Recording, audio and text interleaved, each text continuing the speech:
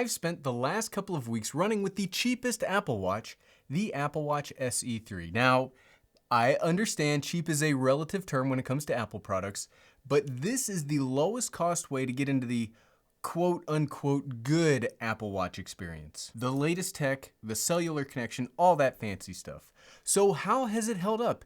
Is it too budgety, too expensive, or is it the Goldilocks middle ground of being just right? First things first, nobody is sponsoring this video. I paid for this watch with my own money, and here are the specs, so we don't have to talk about them again. I've now used this on a few runs, not as many as I normally do, but I did just finish my recovering from my first marathon, but I've got some opinions on this it really feels tiny, feeling watch. Let's keep with the consistency. I guess I can be negative from time to time.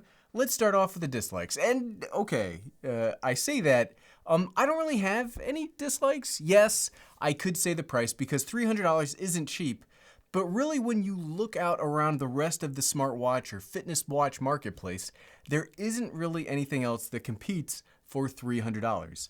Garmin does have the Forerunner lineup that will win in battery life, but it doesn't have the rest of the smartwatch features. Coros has the Pace 3, which again is the same ballpark, but it's hard to say that I don't like the price. So maybe the dislike, if we're taking a step back, is that there isn't enough competition in this space to entice Apple to drop the price. The long story long, I don't dislike the price, double negative. If there is a couple of nitpicks that I have, I'm coming from the Apple Watch Ultra. This smaller screen is a little bit harder to use while running. So if I want to pick a different song or change something about my workout, it is much harder to do on this smaller screen, but the Ultra is way more expensive. So again, any complaint's gonna have to be balanced against the price of entry, right? The next little niggle that I have is the way that, I don't know if you're gonna be able to see this, the way that the watch band connects to the top of the watch right here, it makes it so that it can't connect to my charger with the band on. So that is kind of a pain in the butt. Not the included charger, I have a little stand that I use. So that's a me problem, but it's a me video. The battery life also isn't class leading. Apple does say you can get about 18 hours of normal use, and that's probably a little bit lower in real use, but it's not terrible. I have run into, hey, it's the end of the day, I'm getting ready to go to bed. The watch is at like 10%, so it does the battery life is not as good as I'd like, and I would then have to carry a charger with me everywhere. All right, Mr. Smarty Pants, if there isn't anything major to dislike, what have you liked running with the SE3? Well, for starters, I like that you get all the fitness capabilities from the higher end watches for this lower price.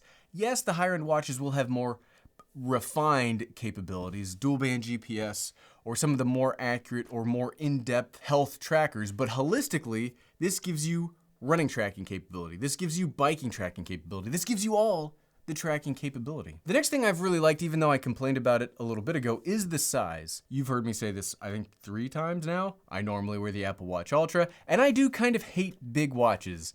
The small watch size here kind of disappears on my wrist, so I don't mind wearing it more, where I take my Ultra off every chance I get. If I'm not out of the house or I'm not working out, the Ultra's just on the charger. This just leads to a comfortable wrist feel both when casually wearing the watch and when running, and it lets you have like nice small accessory bands, like a leather band that I have for this. It's just a more comfortable package overall because it's smaller. I also really like the cellular connection. Honestly, I think that's such a good function for a running watch. I no longer carry my phone running because the watch can handle music and the running app. If something happens, I can easily call my wife to pick me up through the watch. And spoiler alerts, that has happened to me during my last training block. I just don't think I could go back to having a watch and a phone. It's just really nice to have everything in this tiny little supercomputer on my wrist. And even if I needed capabilities from my phone, I just like having everything right here. It handles my music, handles my running app, handles everything. It's just really good. Also, as like a bonus, I really like this Nike running loop. I normally get the regular Apple running or sports loops as my band, but I decided to go Nike this time around, and I don't know. It's just really, really nice. It is very similar to the Apple ones, but there's a little bit different stitching. There's just a little bit different construction, that just a little bit ease of use that I really like. And it hasn't gotten gross yet, when, I'm sure that will happen here soon, because these kind of cloth loops really get gross over time, because I'm kind of a sweaty person. But at the end of the day, would I recommend the Apple Watch SE3 for a runner? In a vacuum, yes. This is a fantastic watch that is total value for price of entry. You get a ton of features at a price that blows away the competition. However, there are niche cases you might prefer, like more battery life. Well, then go with Garmin or Coros for that. And there are other great last generation products out there. So if you don't need the cellular or always on display or the latest blood oxygen measuring, you could actually get an SE version 2 for almost half the price of this one. So $159 for an Apple Watch that can do most of the things we already talked about today. That's a crazy budget option. Like, that's so good. And that's going to be on you to decide, which is really what it's all about. Figure out what capabilities you need, and you can maybe go a generation older to save a ton of money. But what about you? Do you have or have you tried the Apple Watch SE 2? Let us all know in the comments below, and thanks for watching.